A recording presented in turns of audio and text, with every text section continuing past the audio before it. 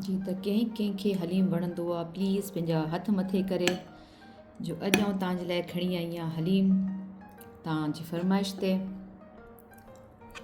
पहिरीं त आउं ठाहींदसि, उन खां पोइ तव्हांखे ॾेखारींदसि त ठहंदो कीअं।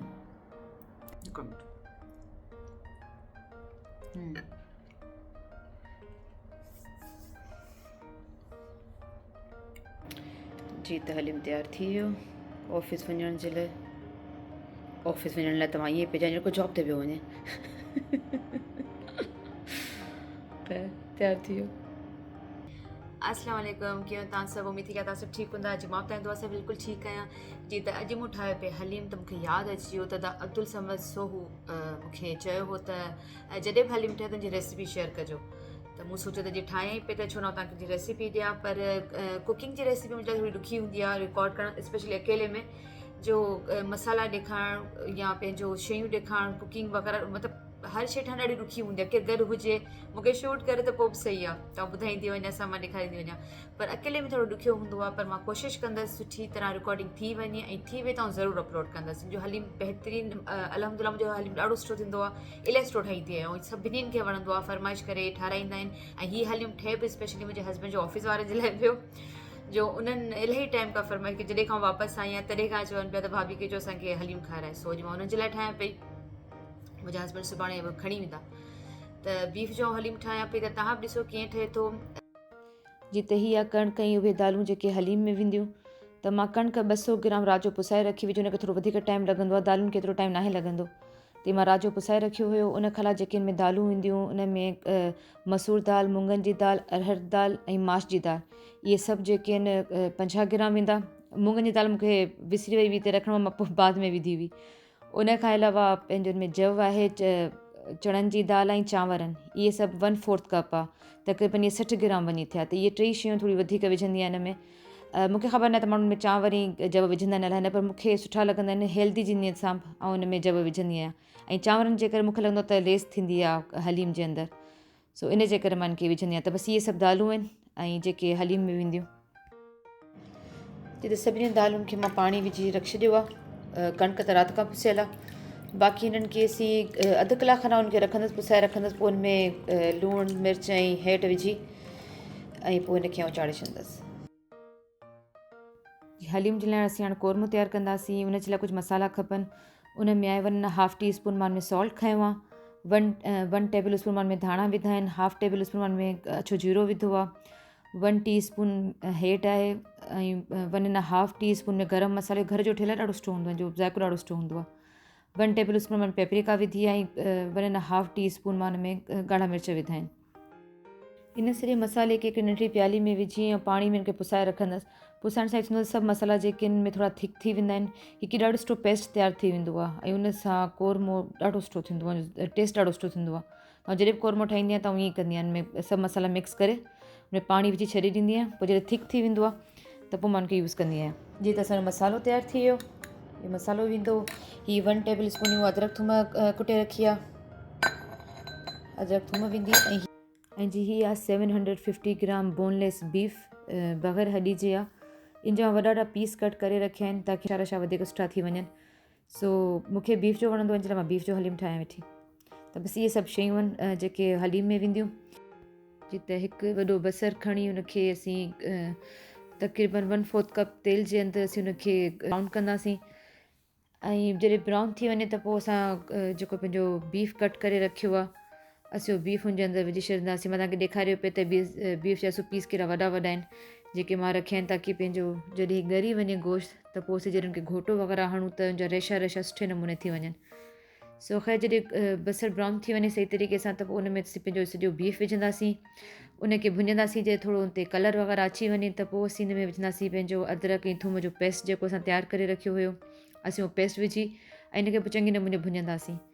इनखे बसि इलाही सुठो भुञिणो आहे। सभिनी मसालनि में जेके मसाला पाण ठाहे रखिया आहिनि उहे सभु मसाला बि हिन जे अंदरि वेंदा, जेको मां पेस्ट ठाहे रखियो हो उहे वेंदा। इनखे तक़रीबन मां इलाही देरि ताईं भुञो, कोई 15-20 मिंट मां इनखे सभिनीनि शयुनि में अदरक थूम विझी पहिरीं भुञो, पोइ मां इहे सभु मसाला विझी उन खां पोइ मां इनखे भुञो। उन सभिनीनि शयुनि खां पोइ मां हिन में 1 कप योगर्ट विधो, जी 1 कप दही विझण खां पोइ मां उनखे चङी तरह भुञंदी रहियसि एतिरी देरि ताईं मां उनखे भुञियो जंहिंजो तेल निकिरी अचे ऐं सभु मसाला चङे नमूने हिन में पंहिंजो मिक्स थी वञनि बीफ जे अंदरि। जॾहिं तेल निकिरी आयो त पोइ मां हिन में तक़रीबन लीटर खनि पाणी विधो, सभु गरम पाणी विधो। गरम पाणी सां इहो फ़ाइदो थींदो आहे त हिनखे बॉइल थियण में टाइम कोन लॻंदो आहे, जल्दी यकदमि बॉइल थियणु शुरू थी वेंदो आहे। त मां हिन में गरम पाणी विझी ऐं हिनखे पंहिंजो छॾे ॾिनो जेसिताईं पंहिंजो जो पाणी थोरो सुके ऐं हीअ पंहिंजो बीफ सही नमूने ॻरी बि वञे।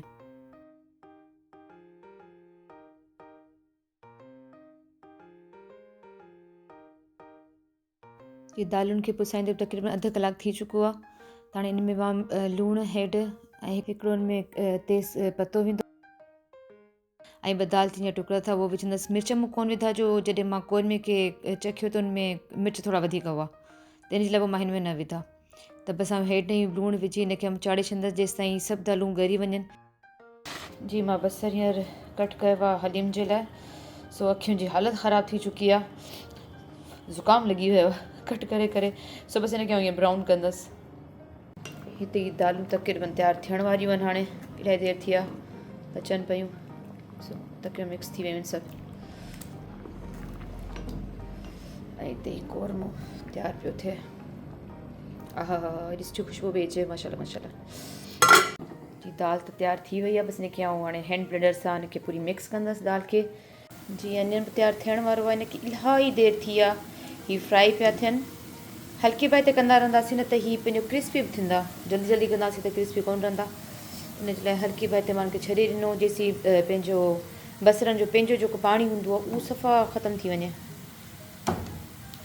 सो हाणे फाइनली तयारु थियण वारा आहिनि। जीअं अनियन तयारु थी विया, मूंखे टिशू ते लाइ रखियो आहे त बाक़ी जेको थोरो घणो जो ऑयल आहे उहो ख़तमु थी वञे। इमोट ऑलरेडी पिया बि हूंदा आहिनि इहे, ऐं ठाहे रखी छॾींदी आहियां की हिनखे ॿी शइ में कमु अची वेंदा आहिनि। त इमोट पिया ई पिया हूंदा आहिनि, त बसि हीअ जॾहिं थधा थी वेंदा त पोइ हिनखे पाण बॉक्स में विझी रखी छॾंदसि। जी त दाल खे हाणे हैंड ब्लेंडर सां हुनखे पूरी मिक्स कंदसि। जेके हिन में असां तेज़ पतो ऐं पंहिंजो दालचीनी विधी हुई उहो कढी छॾंदासीं।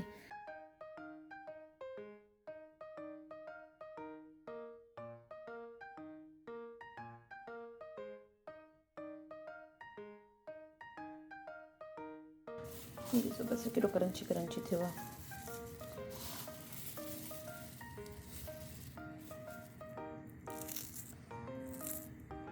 बिल्कुलु बिना ऑयल वग़ैरह कुझु बि कोन्हे, क्रिस्टो क्रंची थियो आहे। जी हाणे आहे कोरमे जी वारी पंहिंजो बीफ सुठे नमूने ॻरी वियो, त बसि मां उनखे हल्को हल्को मथां प्रेस करे उनखे घुमाईंदी वेंदसि ताकी जा रेशा रेशा ठहंदा वञनि। ऐं जेको हुनजे अंदरि तव्हां पाणी ॾिसो पिया, पाणी पूरो नाहे सुकाईंदी कोरमे जो, जो इहो जॾहिं हलीम जे अंदरि वेंदो आहे हुननि जो टेस्ट तमामु घणो सुठो थी वेंदो आहे, जो हिनजे अंदरि बि मसाला आहिनि त इहे सभु पंहिंजो हलीम में ॾाढो मज़ो ॾींदा आहिनि। सो बसि हिननि खे हल्के हल्के पंहिंजो हुननि खे घुमाईंदी वेंदे जा रेशा रेशा पाणी थींदा वेंदा। पोइ हिन सॼे मिक्सचर खे आउं पंहिंजे दालुनि सां गॾु मिक्स कंदसि कोरमे खे। ऐं उन खां पोइ जेके बाक़ी महिनत आहे न उहो सॼी हिन जे मथां आहे। बसि हलाईंदा रहो, जेतिरो तव्हां हिनखे हलाईंदा वेंदा घुमाईंदा वेंदा ओतिरा सुठा जा रेशा पंहिंजो बीफ जा तयारु थींदा वेंदा ऐं हली बि ॾाढो सुठे नमूने मिक्स थी वेंदो। त मूं हिनखे तमामु घणी देरि ताईं हिननि खे हिलायो हो, सो पंहिंजो हालति बि ख़राबु थी वई हिनखे ठाहे ठाहे ॿाहुनि जी। एतिरी महिनत लॻंदी आहे पर इहो त शइ ॾाढी सुठी तयारु थी वेंदी आहे माशाल्लाह। पोइ तो अनियन जो थोरो सी में तेल विझंदासीं।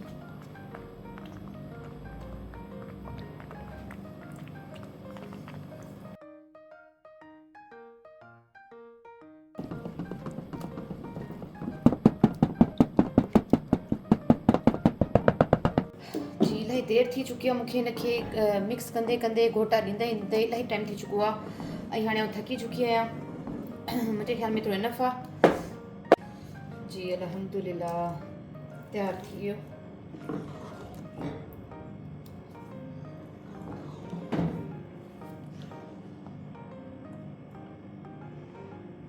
जी हलीम ही आहिनि हलीम जा लवाज़मात जेके मूंखे वणंदा आहिनि। मिर्च त कोन फ़िलहालु विझंदासीं, मिर्चनि में इलाही थी चुका आहिनि। त उनखे डेकोरेट कंदासीं।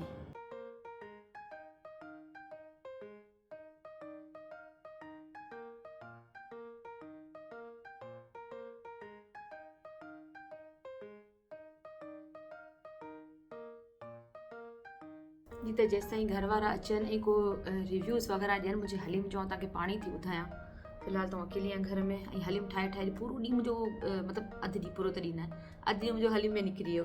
सो हीअ आउं खणी आई आहियां हलीम पंहिंजो तयारु करे। सुठो लॻेव न? सुठो लॻे। सो आउं तव्हांखे खाई ॿुधायां थी त कीअं थियो आहे। मूं बि लंच टाइम थी चुको आहे, ॿार बचण वारा आहिनि, 2:30 पिया थियनि।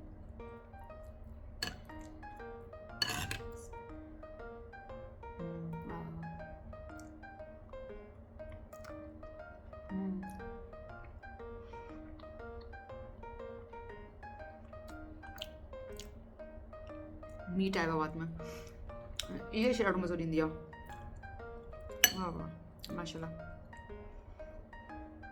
बाक़ी पोइ खाईंदसि, तव्हांखां इजाज़त वठां। अदा सरमत तव्हां फरमाइश कई हुई, सो मूं तव्हांखे ठाहे ॾिनो। उमेदु थी कयां तव्हांखे वणंदो। तव्हां पंहिंजी सिस्टर खे चइजो तव्हांखे तव्हांजी आपी तव्हांखे ठाहे ॾींदी। सो पंहिंजो बसि मूंखे ॾियो इजाज़त। इलाही देरि थी, ॿार बचण वारा आहिनि, लंच टाइम थी वियो आहे असां वटि। अञा ग़ज़ा जे लाइ नान ठाहिणा आहिनि, हिन सां नान खाईंदो। सो ख़ैर पंहिंजो उमेदु थी कयां तव्हांखे मुंहिंजो हीउ व्लॉग बि ज़रूरु पसंदि आयो हूंदो। पसंदि अचे त सिस्टर कमेंट्स कजो, मुंहिंजे पंहिंजो व्लॉग खे लाइक कजो, मुंहिंजे चैनल खे सब्सक्राइब ज़रूरु कजो। सो हाणे मूंखे ॾियो इजाज़त। इंशाल्लाह मिलंदासीं वरी कंहिं ॿिए व्लॉग में। पंहिंजो ख़्यालु रखिजो, मूंखे पंहिंजी दुआउनि में यादि रखिजो। अल्लाह हाफ़िज़।